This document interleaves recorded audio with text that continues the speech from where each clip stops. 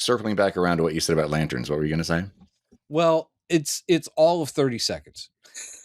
But HBO did here's what's coming up in 2026. For lanterns, they do, and it's just the reason I'm excited is it's the first footage we've seen. Okay. And basically it is Hal and Jon Stewart in a car. And you hear John saying, I've been training for this my whole life. And then Hal takes his ring off while they're driving and sets it on the dashboard. And he goes, "You're not ready to get up in front of the class until the ring says you are." He's talking with like a Texas accent.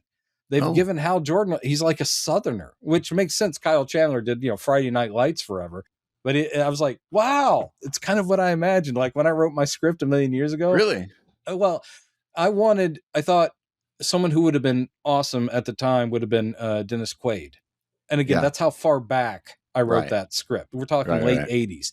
And I thought, why not? He's a cocky pilot. And I'm thinking the right stuff. And I'm like, oh yeah, man, Dennis Quaid would be a great Hal Jordan.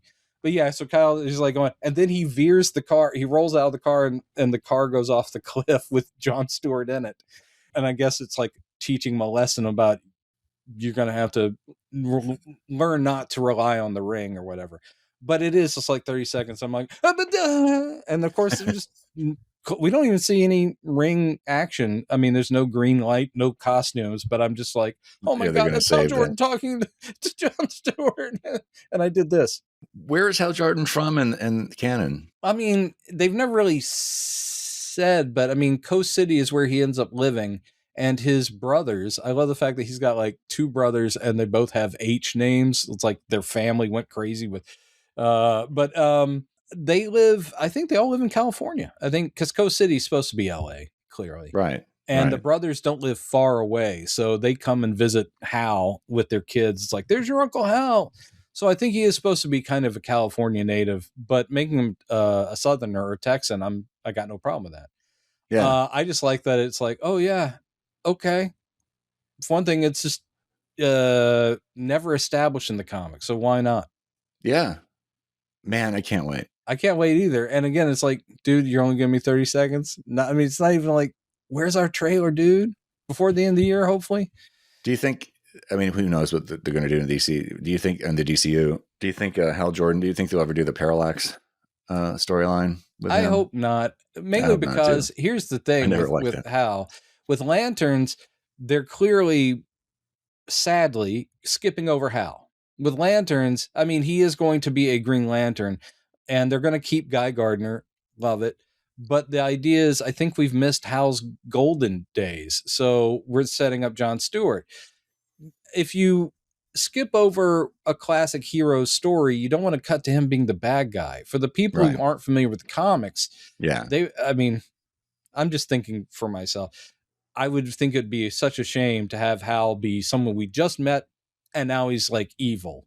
And then we go, what? No. It is a great storyline though. They could easily do Parallax with Jon Stewart. That would somewhere down the line. Obviously, don't jump to having a good guy become a bad guy immediately, but whatever. Right.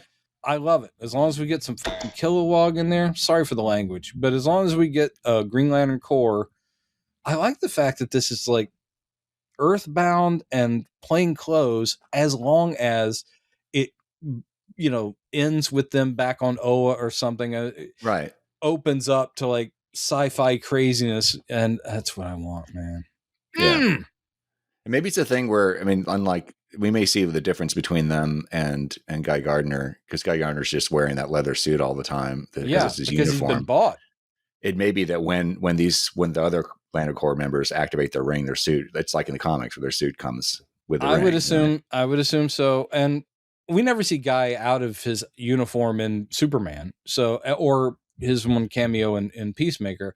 And maybe he does beam his costume on. It's just that his costume is specialized because it's the, Maxwell Lord design for Justice Gang.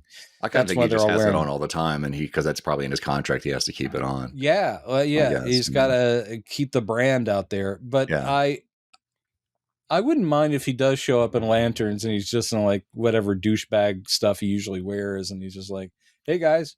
And they're like, I want him to have the jacket with the flared, collar thing that he's really known for. They should keep changing his outfit. Turtleneck. He had a turtleneck, like a gray turtleneck, and then the cool as in 80s cool, but the big popped collar, like short vest thing.